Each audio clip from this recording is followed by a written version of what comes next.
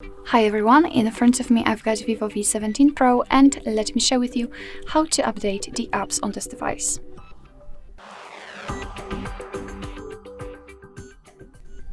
So first of all, make sure that you've got the internet connection, and I highly recommend to use the Wi-Fi instead of mobile data, and then let's enter the Play Store.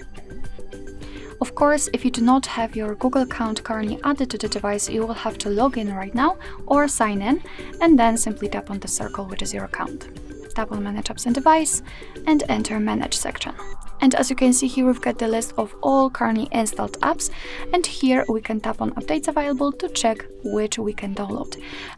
If you want to, of course, you can mark all of them, but you can also mark like 2 or 3 different apps. So let me pick, for example, Google Chrome, Google Meet, and maybe YouTube. And after marking, simply tap on this update icon in the right upper corner, and right now you have to just wait because your device will automatically download and then apply the updates. Alright, so that'll be all. Thank you so much for watching. I hope that this video was helpful, and if it was, please hit the subscribe button and leave the thumbs up.